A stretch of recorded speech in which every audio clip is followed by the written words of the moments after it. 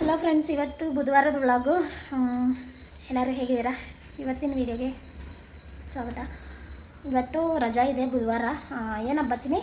ಈದ್ ಮಿಲಾದು. ಬೆಳಗ್ಗೆ ಎದ್ದು ಗುಡಿಸಿ ರಂಗೋಲಿ ಹಾಕಿದ್ದೆಲ್ಲ ಆಯಿತು. ಇನ್ನು ಟಿಫನ್ಗೆ ನಮ್ಮ ಮನೇಲಂತೂ ಬೆಳಗ್ಗೆ ಅಡುಗೆ ಮಾಡಿದ್ರೆ ತಿನ್ನಲ್ಲ, ಟಿಫನ್ನೇ ಇತ್ತು. ದೋಸೆ ಮಾಡ್ತೀಯ ಚಿನಿ? ನನ್ನ ಮಗಳು ಪಾತ್ರೆ ತೊಳೆಯೋಕ್ಕೆಲ್ಲ ನಮ್ಮ ಹೆಲ್ಪ್ ಮಾಡ್ತಾಳೆ. ಸಣ್ಣ ಪುಟ್ಟ ಪಾತ್ರೆ ತೊಳೆಯೋಕ್ಕೆಲ್ಲ ಪಾತ್ರೆಗಳೆಲ್ಲ ಎತ್ತಿಕ್ತಾವಳೆ. ಪ್ರತಿಮಾ ಇವಳು ಎದ್ಬಿಟ್ಟು ಬಂದು ಇಲ್ಲಿ ಮತ್ತೆ ಸೋಫಾ ಮೇಲೆ ಮಲ್ಕೊಂಡಿದ್ದಾಳೆ. ಬಂಗಾರಿ, ದೋಸೆ ಮಾಡ್ಕೊಡ್ಲಾ? ಹಾಂ, ಓಕೆ ಫ್ರೆಂಡ್ಸ್, ಇವತ್ತೆಲ್ಲ ಏನೆಲ್ಲ ನಡೆಯುತ್ತೆ ವಿಡಿಯೋ ಮಾಡ್ತೀನಿ, ನಿಮ್ಮ ಮುಂದೆ ಶೇರ್ ಮಾಡ್ಕೊತೀನಿ. ಇನ್ನು ನಾಷ್ಟಕ್ಕೆ ಜಾಸ್ತಿ ದಿನ ಆಗಿತ್ತು ಇದನ್ನೆಲ್ಲ ನೆನೆಸಿ ನೀರೊಟ್ಟಿ ಮಾಡೋಣ ಅಂತ ರುಬ್ಬಿಕ್ಬಿಟ್ಟು ಇದನ್ನು ಇವಾಗ ರುಬ್ಬಿಕ್ಬಿಟ್ಟು ಮಧ್ಯಾಹ್ನ ಮಾಡ್ತೀನಿ. ನೀರೊಟ್ಲು ಅಂದರೆ ಕೆಲವ್ರಿಗೆ ಗೊತ್ತಿರುತ್ತೆ, ಕೆಲವ್ರಿಗೆ ಗೊತ್ತಿರಲ್ಲ. ಇದು ಆಂಧ್ರ ಕಡೆ ಮಾಡ್ತಾರೆ, ಅಂದರೆ ಈ ಕಡೆನೂ ಎಲ್ಲರೂ ಮಾಡ್ತಾರೆ. ಇದು ದೀಪಾವಳಿ ಹಬ್ಬದ ಟೈಮಲ್ಲಿ ಮಾಡೇ ಮಾಡ್ತಾರೆ. ನಮ್ಮ ಯಜಮಾನ್ರು ಮೊನ್ನೆ ಕೇಳಿದ್ರು, ಹಬ್ಬದ ದಿನ, ವರಲಕ್ಷ್ಮಿ ಹಬ್ಬದ ದಿನ. ನಾನು ಮಾಡಿಲ್ಲ ಅವತ್ತು, ನೆನೆಸಿಕ್ಕದೆ ಇವಾಗ ರುಬ್ಬಿಟ್ಟು ಮಧ್ಯಾಹ್ನ ಮಾಡ್ತೀನಿ. ತೋರಿಸ್ತೀನಿ ಏನೇನು ಹಾಕ್ತೀನಿ ಇದಕ್ಕೆ ಅಂತ. ಏನೂ ಇಲ್ಲ, ಬೋಂಡಾಗ ಮಗಿ ಹೆಂಗೆ ಹಾಕ್ತೀರೋ ಹಂಗೆ ಸಬ್ಬಾಕಿ ಹಾಕಿದ್ರೆ ಚೆನ್ನಾಗಿರುತ್ತೆ. ಸುಮಾರು ಜನ ಕೇಳ್ತಾರೆ, ಲಾಂಗ್ ವಿಡಿಯೋ ವ್ಲಾಗ್ ಮಾಡ್ತಾ ಇಲ್ವಾ ಅಂತ. ಅಂದರೆ ಕಮೆಂಟಲ್ಲಿ ಯಾರೂ ಕೇಳಿಲ್ಲ, ಅಂದರೆ ನಮ್ಮ ಫ್ರೆಂಡ್ಸು, ನಮ್ಮ ಮಕ್ಕಳ ಫ್ರೆಂಡ್ಸು ಕೇಳ್ತಾ ಇದ್ದಾರೆ. ನಮ್ಮ ಫ್ರೆಂಡ್ಸು ಅಂದರೆ ಕೆಲವರು ನಮ್ಮ ಸಂಬಂಧಿಕರು ಎಲ್ಲ ಕೇಳೋರೆ, ಆದರೆ ಸಪೋರ್ಟ್ ಮಾಡೋರು ಮಾತ್ರ ಯಾರೂ ಇಲ್ಲ. ಕೇಳ್ತಾರೆ ವ್ಲಾಗ್ ಯಾಕೆ ಮಾಡ್ತಾ ಇಲ್ಲ ಈ ನಡುವೆ ಅಂತ. ಆದರೆ ಫುಲ್ಲು ವಿಡಿಯೋ ನೋಡಿ ಲೈಕ್ ಮಾಡೋದು ಮಾತ್ರ ಇಲ್ಲ. ಸುಮ್ಮನೆ ಏನಕ್ಕೆ ಕೇಳೋದು? ಯಾಕೋ ಗೊತ್ತಿಲ್ಲ, ನನಗೆ ಇಂಟ್ರೆಸ್ಟ್ ಬಂತು ಮತ್ತೆ ಲಾಂಗ್ ವಿಡಿಯೋ ಮಾಡಲೇಬೇಕು ಅಂತ. ನೀರು ಹಾಕಬಾರ್ದು, ಗಟ್ಟಿ ಒಂಚೂರು ನೀರು ಹಾಕಬಾರ್ದು. ನೀರು ಹಾಕಿದ್ರೆ ಎಣ್ಣೆಯಲ್ಲಿ ಬಿಡೋಕ್ಕಾಗಲ್ಲ. ಅದು ಕುಡ್ತಿಕ್ಕೆ ಹಾಕ್ಬಿಡ್ಬಾರ ಚಿನಿ, ಆ ಸಾರೈತೆ ಅದಕ್ಕಟ್ಟು. ಅದೇನು ಸೊಟಲ್ಲಿ ಎತ್ತಾಗ್ತಾ ಇದೆಯಾ? ಹಾಕಿರ್ತೀನಿ ಇಟ್ಟು. ಓಕೆ ಫ್ರೆಂಡ್ಸ್, ಇದನ್ನೆಲ್ಲ ಇಟ್ಬಿಟ್ಟು ಅಂದರೆ ಹುಳಿ ಬರಬೇಕು. ಹುಳಿ ಬಂದ್ರೇ ಅದು ಬೋಂಡ ಥರ ಎದ್ದಾಡೋದು.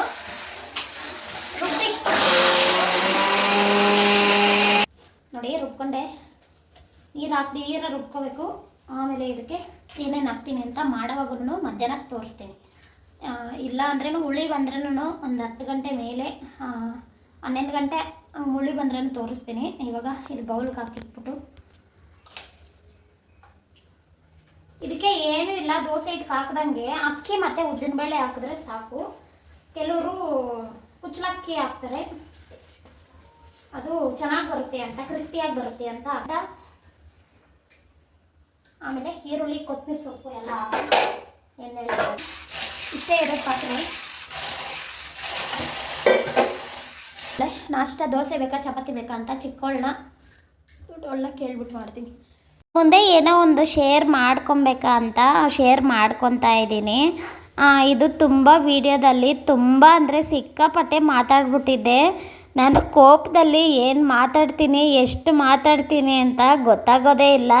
ನಮ್ಮ ಯಜಮಾನ್ರು ಅಷ್ಟೇ, ನನಗೆ ಕೋಪ ಬಂದಂಗೆ ನೀನೇನು ಮಾತಾಡಬೇಡ, ನಿನ್ನ ಕೋಪ ಬಂದರೆ ನೀನು ಏನೇನೋ ಮಾತಾಡ್ಬಿಡ್ತೀಯ ಅಂತ ಬೈತಾರೆ.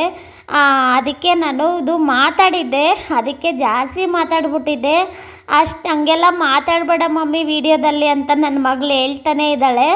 ಆದ್ರೂ ನನ್ನ ಕೋಪದಲ್ಲಿ ಮಾತಾಡ್ಬಿಟ್ಟಿದ್ದೆ. ಅದಕ್ಕೋಸ್ಕರನೇ ನಾನು ಮಾತಾಡಿದ್ದೆಲ್ಲ ಮತ್ತೆ ಮ್ಯೂಟ್ ಮಾಡಿಬಿಟ್ಟು ಮತ್ತೆ ವಾಯ್ಸ್ ಓವರ್ ಕೊಡ್ತಾಯಿದ್ದೀನಿ. ಇದು ಚಪಾತಿ ನಾಷ್ಟಕ್ಕೆ ಚಪಾತಿ ಹಿಟ್ಟೆಲ್ಲ ಇಕ್ಬಿಟ್ಟು ಮತ್ತು ಕ್ಯಾರೆಟ್ ಪಲ್ಯ ಮಾಡೋಣ ಅಂತ ಪಲ್ಯ ಮಾಡ್ತಾಯಿದ್ದೆ. ಅಷ್ಟೊತ್ತಿಗೆ ನಮ್ಮ ಯಜಮಾನ್ರು ಫೋನ್ ಮಾಡಿದ್ರು.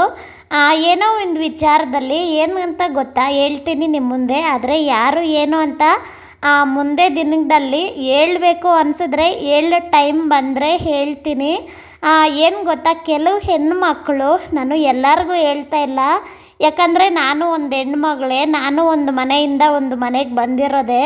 ಕೆಲವು ಹೆಣ್ಮಕ್ಳಿಗೆ ದುರಾಸೆ, ದುರಹಂಕಾರ ಅನ್ನೋದು ತುಂಬಾ ಇರುತ್ತೆ. ಯಾರು ಬದುಕಬಾರ್ದು, ನಾವು ಮಾತ್ರನೇ ಬದುಕಬೇಕು ಅಂತ ದುರಾಸೆನೇ ಜಾಸ್ತಿ ಇರುತ್ತೆ. ಗಂಡು ಮಕ್ಕಳು ಹೆಣ್ಮಕ್ಳು ಅದು ಯಾರು ರೂಲ್ಸ್ ತಂದುಬಿಟ್ರೋ, ಅದು ಯಾರು ಇದನ್ನ ರೂಲ್ಸ್ ಮಾಡಿಬಿಟ್ರೋ ಗೊತ್ತಿಲ್ಲ. ಜಮೀನಲ್ಲಿ ಅರ್ಧ ಪಾಲು ಹೆಣ್ಮಕ್ಳಿಗೆ ಅರ್ಧ ಪಾಲು ಗಂಡು ಮಕ್ಳಿಗೆ ಅರ್ಧ ಪಾಲು ಅಂತ. ಆದರೆ ಗಂಡು ಮನೆಯಲ್ಲಿ ಪಾಲು ಇದ್ದೇ ಇರುತ್ತೆ. ಅದು ಇಲ್ಲೂ ಬೇಕು ಅಲ್ಲೂ ಬೇಕು ಅಂದರೆ ತುಂಬಾ ಕಷ್ಟ. ಯಾಕಂದರೆ ಮದುವೆ ಟೈಮಲ್ಲೂ ದುಡ್ಡು ಖರ್ಚು ಮಾಡಿ ಮದುವೆ ಮಾಡಿರ್ತಾರೆ. ಒಂದೇನು ಗೊತ್ತಾ, ಅವ್ರಿಗೆ ಆಸೆ ಪ್ರೀತಿ ಅನ್ನೋದು ಇರಬೇಕು. ನನ್ನ ಹುಟ್ಟಿದ ಮನೆ, ನಮ್ಮವರು, ನಮ್ಮ ಅಣ್ಣ ತಮ್ಮಂದರು ಚೆನ್ನಾಗಿರಬೇಕು ಅಂದರೆ ಅವರು ಪದೇ ಪದೇ ಜಮೀನಲ್ಲಿ ಪಾಲು ಕೇಳಲ್ಲ. ಮತ್ತು ಕೊಟ್ಟಿರೋದ್ರಲ್ಲೂ ಅರ್ಧ ಬೇಕೇ ಬೇಕು ಅಂತ ಹಠ ಮಾಡಲ್ಲ. ದುಡ್ಡು ಅಷ್ಟೇ ಅರ್ಧ ಭಾಗ ಬೇಕು ಅಂತ ಹಠ ಮಾಡಲ್ಲ. ಅವ್ರಿಗೆ ಹುಟ್ಟಿದ ಮನೆ ಮೇಲೆ ಪ್ರೀತಿ ಇರಬೇಕಷ್ಟೇ, ದುಡ್ಡದ ಮೇಲೆ ದುರಾಸೆ ಇರಬಾರ್ದು. ಕೆಲವರು ಹೆಣ್ಮಕ್ಳು ಇನ್ನೊಂದೇನು ಗೊತ್ತಾ, ಅವ್ರ ಅತ್ತೆ ಮನೆಯಲ್ಲಿ ಕಷ್ಟಪಟ್ಟು ಕೊಟ್ಟು ಮಾಡಿರ್ತಾರೆ, ಅಲ್ಲಿ ಬದುಕಿ ಬಾಳೋ ಯೋಗ್ಯತೆ ಇರಲ್ಲ. ಅವ್ರಿಗೆ ಸೇವೆ ಮಾಡೋ ಯೋಗ್ಯತೆ ಇರಲ್ಲ. ಅಲ್ಲೇನು ಗೊತ್ತಾ, 4-5 ಜನ ಇರ್ತಾರೆ, ಅಯ್ಯೋ ಅವ್ರಿಗೆಲ್ಲ ಮಾಡಿಕ್ಬೇಕು, ಯಾರಪ್ಪ ಮಾಡೋದು ಅಂತ ಓಡಿ ಮತ್ತೆ ವಾಪಸ್ ಬಂದ್ಬಿಟ್ಟಿರ್ತಾರೆ. ಮಾಡಿ ಬಂದರೆ ವಾಪಸ್ಸು ಮಾಡಿಕೊಂಡು ತಿನ್ಕೊಂಡು ಇರಲ್ಲ. ದುಡ್ಡು ಅರ್ಧ ಬೇಕು, ಜಮೀನಲ್ಲಿ ಅರ್ಧ ಪಾಲು ಬೇಕು ಅಂದ್ಬಿಟ್ಟು ಹಠ ಮಾಡ್ತಾರೆ. ಮತ್ತು ಗಂಡು ಮಕ್ಳು ಎಲ್ಲಿ ಹೋಗಬೇಕು, ಮತ್ತು ಗಂಡು ಮಕ್ಕಳು ಸೊಸೆಯರು ಬಂದಿರ್ತಾರೆ, ಆ ಸೊಸೆಯರು ಎಲ್ಲಿ ಹೋಗಬೇಕು, ಅವ್ರಿಗೂ ಜೀವನ ಪೂರ್ತಿ ಇಲ್ಲೇ ಬದುಕಬೇಕು ಅಂತಲೇ ಬಂದಿರ್ತಾರೆ.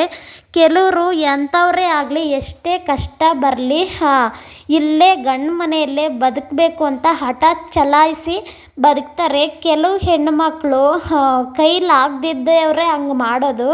ಅತ್ತೆ ಮನೆಯಲ್ಲಿ ಅತ್ತೆ ಮಾವನ್ನ ಸಾಕೋಕ್ಕೆ ಯೋಗ್ಯತೆ ಇಲ್ದಿರ, ಅಲ್ಲಿ ಕೆಲಸ ಮಾಡೋ ಯೋಗ್ಯತೆ ಇಲ್ದಿರ ಇಲ್ಲಿ ಬಂದು ಹುಟ್ಟಿದ ಮನೆ ಮೇಲೆ ಬೀಳ್ತಾರೆ. ನಮಗೆ ಅರ್ಧ ದುಡ್ಡು ಬೇಕು, ಅರ್ಧ ಜಮೀನು ಬೇಕು ಅಂತ.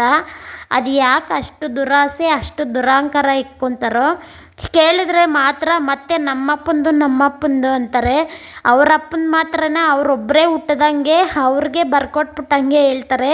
ಇನ್ನೊಂದೇನು ಗೊತ್ತಾ, ಅವರಪ್ಪ ಇದ್ದರೆ ಸರೋಗುತ್ತೆ, ಇಲ್ಲ ಅಂದರೆ ಅಪ್ಪ ಅನ್ನೋರಿಗೆ ಗಂಡು ಮಕ್ಳಿಗೂ ಏನು ಕೊಡಬೇಕು ಅಂತ ಕೊಡ್ತಾರೆ, ಹೆಣ್ಮಕ್ಳಿಗೆ ಏನು ಕೊಡಬೇಕು ಅಂತ ಕೊಡ್ತಾರೆ.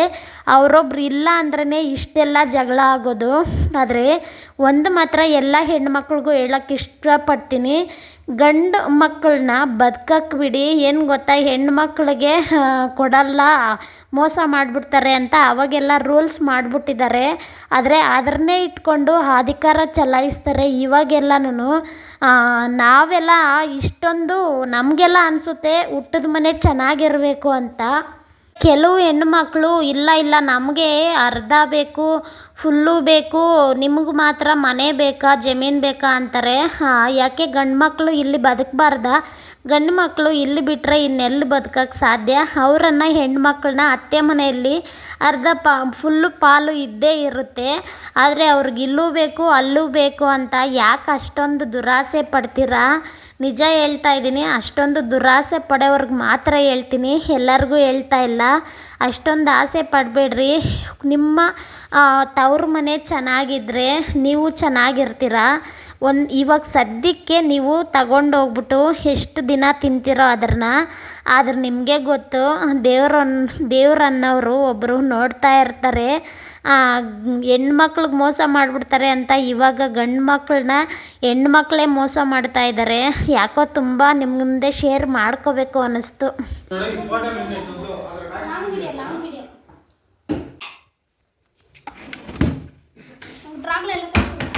ಇದು ಮುರಿದೋಗಿದೆ, 3 ತಿಂಗಳಾಗಿಲ್ಲ. ಚೈನ್ ತಗೊಂಡು ಅವಾಗೆ ಕಟ್ ಮಾಡ್ಕೊಬಂದವಳೆ. ಇದು ಕಾಲು ಚೈನ್ ಹೊಸದು, ಯಾಕೋ ಲೂಸ್ ಆಗ್ಬಿಟ್ಟೈತೆ ದೊಡ್ಡದು, ಅದಕ್ಕೆ ಕಟ್ ಮಾಡಿಸ್ಬಿಟ್ಟು ವೆಲ್ಡ್ ಮಾಡಿಸ್ತೀನಿ. ನಾವಿವಾಗ ಎಲ್ಲೋಗ್ತಾ ಇದ್ದೀವಿ ಅಂತ ಹೇಳ್ತೀನಿ, ಬನ್ನಿ. ಮೆಹಂದಿ ಹಾಕ್ಕೊಂಡಿದ್ದೀರಿ, ನನ್ನ ಕೈಗೆ ಹಾಕ್ಕೊಂಡಿದ್ದೀನಿ, ಹಾಕ್ಕೊಂಡಿದ್ದೀನಿ, ಹೆಂಗೆಂಗೋ ಮಾಡ್ತಾಯಿದ್ದೀನಿ. ವಿಡಿಯೋ ಮಧ್ಯಾಹ್ನ ಕಂಟಿನ್ಯೂ ಮಾಡೋಕ್ಕಾಗಿಲ್ಲ. ಇವಾಗ ಮದುವೆ ಒಂದೈತೆ ನಮ್ಮ ಭಾವನ ಮಗಳದು, ಅದಕ್ಕೆ ಮೆಹಂದಿ ಹಾಕೋ ಬರೋಕ್ಕೆ ಹೋಗಿದ್ರಿ. ಮಧ್ಯಾಹ್ನ ಕಂಟಿನ್ಯೂ ಮಾಡೋಕ್ಕೂ ಆಗಿಲ್ಲ, ವಿಡಿಯೋ ಅಪ್ಲೋಡ್ ಮಾಡೋಕ್ಕೂ ಆಗಿಲ್ಲ. ಕೈ ನೋಯ್ತೈತಲ್ಲ ಅವಳಿಗೆ ಕೈ ನೋಯ್ತೈತಂತೆ. ಈ ವಿಡಿಯೋ ಯಾವಾಗ ನಾಳೆ ಗುರುವಾರ ಬರ್ಬೋದು. ಅಂದರೆ ಇವತ್ತು ಬುಧವಾರ ವಿಡಿಯೋ ಅಪ್ಲೋಡ್ ಮಾಡೋಕ್ಕೂ ಆಗಿಲ್ಲ, ಬೆಳಗ್ಗೆ ವಿಡಿಯೋ ಮಾಡಿದ್ದೆ ಅಷ್ಟೇ. ಇನ್ನು ಅಲ್ಲಿ ಸ್ವಲ್ಪ ಹೋಗಿ ಬರಬೇಕಾಗಿತ್ತು, ಹೋಗಿ ಬಂದು ಮೆಹಂದಿ ಹಾಕ್ಕೊಬಂದ್ರಿ. ಇಷ್ಟೊತ್ತಾಯಿತು. ಅಡುಗೆನೂ ಅಷ್ಟೇ, ರಸಮ್ ಮಾಡಿದ್ದೀನಿ ಮಧ್ಯಾಹ್ನ ಅನ್ನಕ್ಕೆ ಇಕ್ಬೇಕು. ನಿಂದು ಒಣಗೋದ್ಮೇಲೆ ಅನ್ನಕ್ಕೆ ಇಕ್ತೇಚಿನಿ. ಹ್ಞೂ ನಾನು ಬೆಳಗ್ಗೆ ಗಂಟೆ ಇಟ್ಕೊತೀನಿ. ಆಹಾ ಹೋಮ್ವರ್ಕ್ ಬರೆಯಲ್ಲ ಇವಾಗ? ಬೆಳಗ್ಗೆ 5 ಗಂಟೆಗೆ ಬರ್ಕೊತೀನಿ. ಹೌದು. ಓಕೆ ಫ್ರೆಂಡ್ಸ್, ನಾನು ಇನ್ನು ವಿಡಿಯೋ ಮಾಡೋಕ್ಕಾಗ ನೀರೊಟ್ಲು ಮಾಡೋಣ ಅಂತ ಅದು ಹಂಗೆ ಐತೆ. ಇನ್ನು ಗಂಟ ಆಗಲ್ಲ. ಇದು ನೀರೊಟ್ಲು ನಾಳೆ ಮಾಡ್ತೀನಿ.